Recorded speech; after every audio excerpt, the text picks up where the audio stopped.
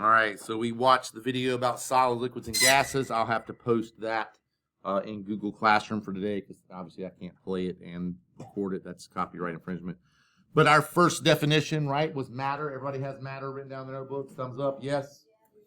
Anything that has mass, it takes up space. We had a very good conversation about, do we think that air has mass and takes up space? Do we think that air has volume? We're going to do some experiments to figure that out. I don't want to give you the answer just yet. We'll figure that out, though. But matter, anything that has mass and takes up space, that was our first definition. Then we moved on to volume, and we talked about our volume experiment in Miss Comento's class, where you guys built all sorts of different animals, and you measured how much space your animal took up by using the formula for volume. Who remembers the formula for volume? Ooh, boy, might need to go back over that before we take the next benchmark. Go ahead, somebody.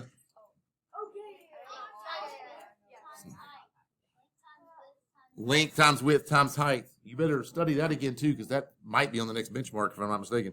All right, moving on from volume. I am not going to write this word down because you know what the word shape means, but the form or the outline of an object.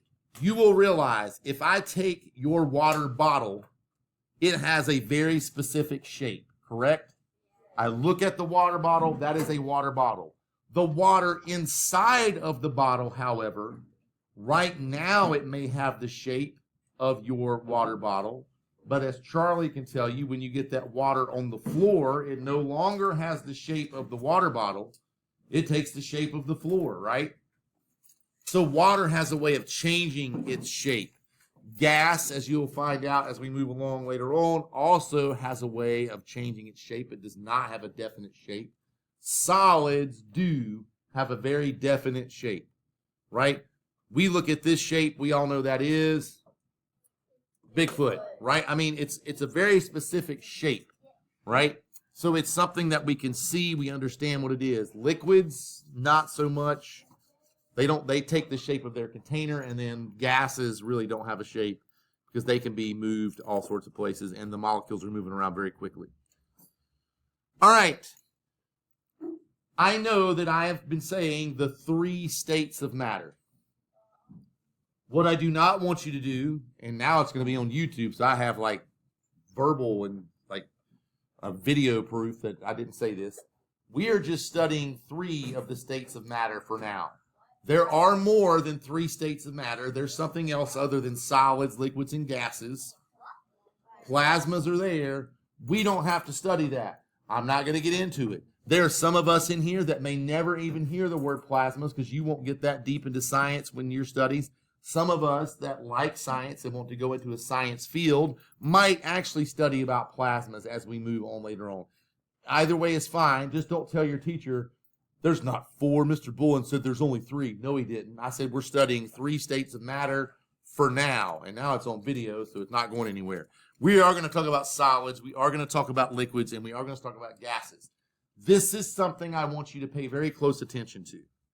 If I have ice and I add heat energy, Brady, it changes into a liquid. If I continue to add heat energy, whether that's heat energy from the sun, heat energy from a stove, heat energy from what other source I have, that liquid will then turn into a gas. What do you think I have to do to a gas in order to turn it back into a liquid?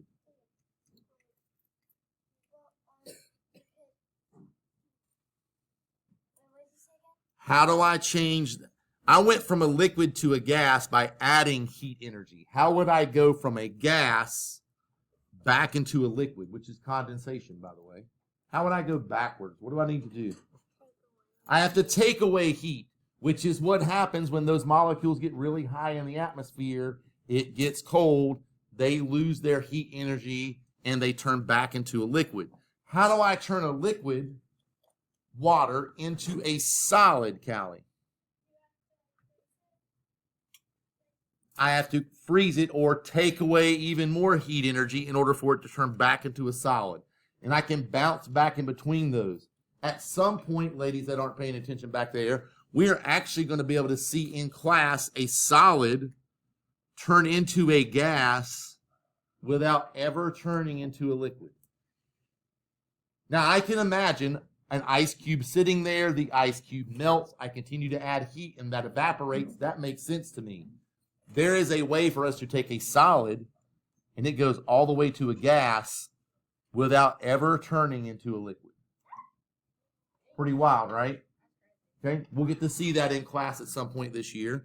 You have seen a gas turn all the way into a solid. You just don't recognize this. That is how frost forms on your windows of your cars and homes and stuff. Because that gas that's in the air gets close to that glass, which is really cold, and it turns into a solid. And I do have a thing, it's called Frosty Lapse. It's a time-lapse version. We'll get to see that happen. I don't know that we could do that in class. It'd be amazing if we could, but I'd get yelled at for being outside because it's like 20 degrees.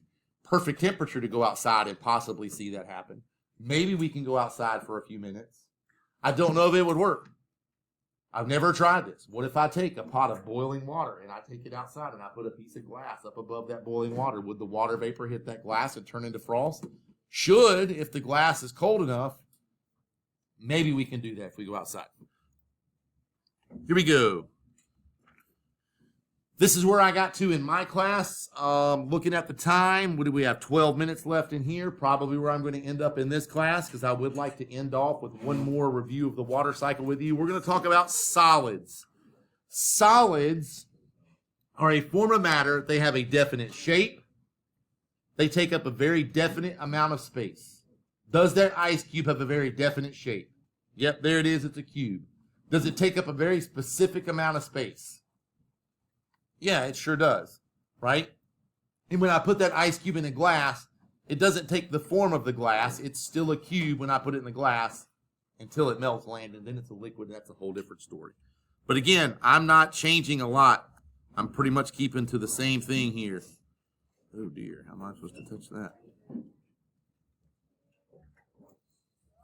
Okay, this might be fun. Can I move that? Hey, that'll work for now.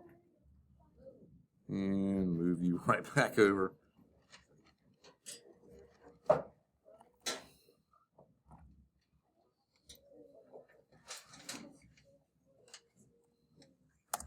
Solid, a form of matter that has a definite shape and takes up a definite amount of space. Now, you'll notice on the anchor chart, I don't know if I can do this on here very well, but we're going to try.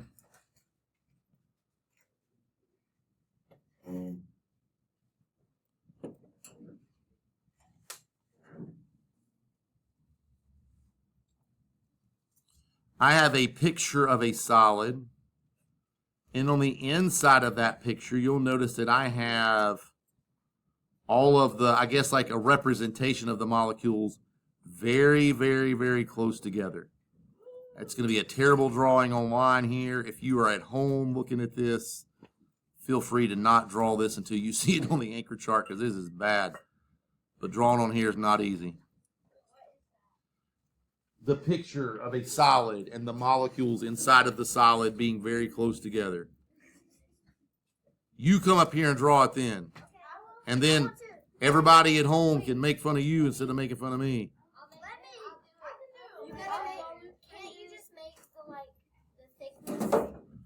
Nope.